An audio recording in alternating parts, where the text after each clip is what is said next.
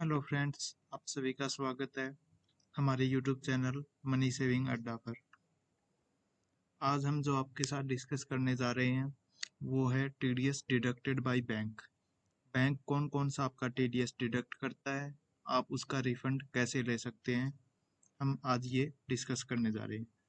सबसे पहले हम डिस्कस करेंगे कि TDS on cash withdrawal.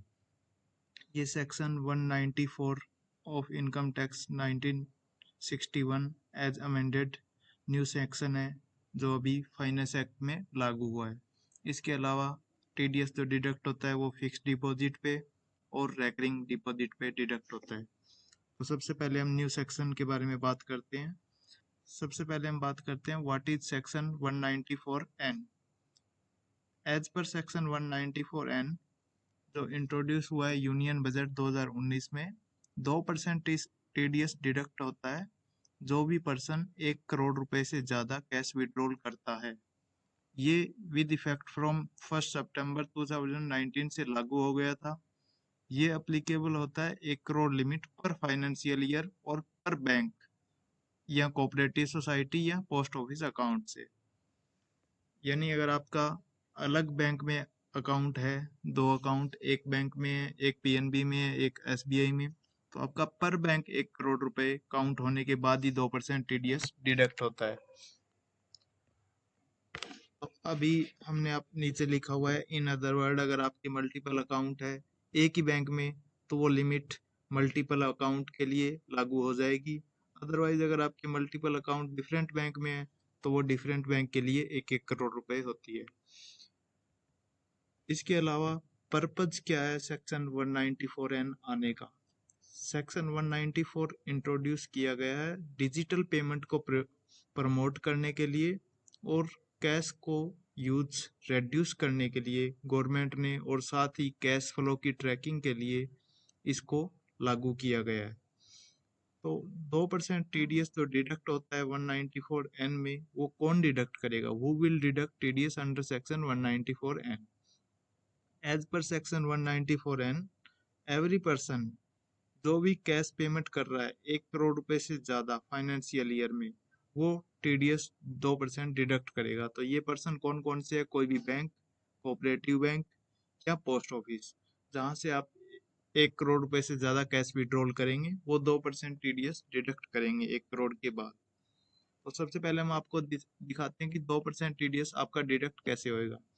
For example, अगर आपने 1.5 करोड़ रुपए एबीसी बैंक से निकलवाए एक साल के अंदर, तो आपका जो टीडीएस डिडक्ट होएगा वो 1.5 करोड़ माइनस 1 करोड़, 1 करोड़ तक कोई टीडीएस डिडक्ट नहीं होता, तो आपकी अगली अमाउंट जो है 50 लाख, 1 करोड़ रुपए कम करने के बाद 50 लाख का 2% यानी 1 लाख रुपए, तो 1 लाख रुपए आपका टीडीएस डिडक्ट हो जाएगा।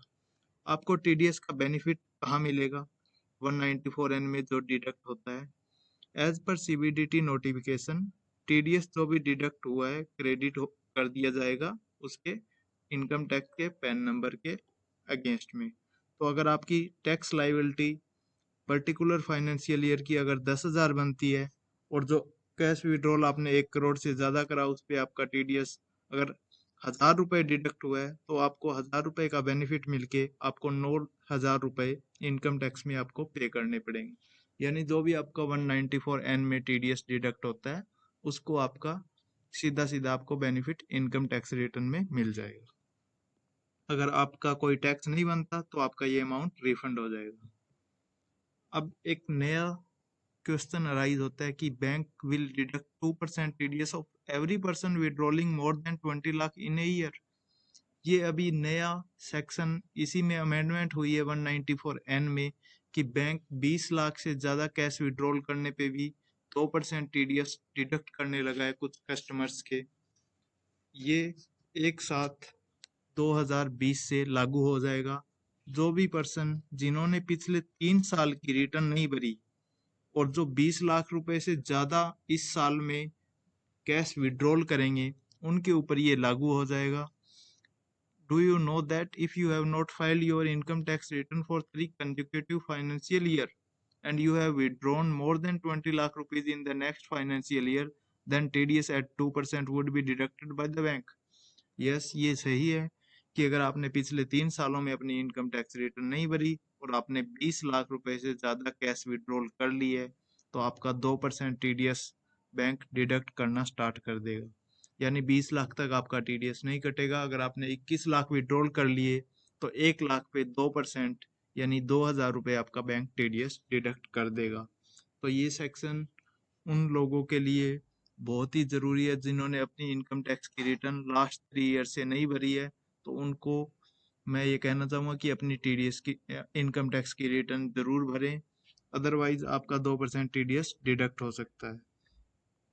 TDS on FD and RD, इन पे 7.5% फाइनेंशियल ईयर 21-20 के लिए, ये 14/5/2020 को अमेंडमेंट आई है, उसके according TDS on fixed deposit interest और आरडी डिपॉजिट पे 7.5% टीडीएस डिडक्ट होएगा। पहले ये रेट 10% था।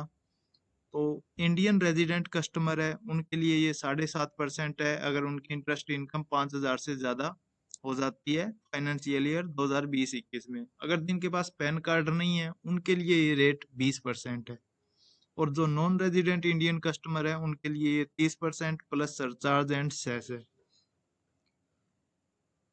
तो फ्रेंड्स, आप इस जो आपका टीडीएस डिडक्ट होता है उसका रिफंड कैसे ले सकते हैं? आप टीडीएस का refund income tax return file करके ले सकते हैं, या आपने आसपास किसी भी चार्टेड अकाउंटेंट से अपनी आईटीआर फाइल करवा सकते हैं। अगर आपकी इनकम बेलो एग्जाम्पशन लिमिट है और जो इनकम टैक्स ने डिसाइड किया है, तो आप 100% जो भी आपका टीडीएस डिडक्ट हुआ है उसका आप रिफंड ले सकते हैं। So thank you friends, please like our video and subscribe our YouTube channel, share with your family and friends. Thank you.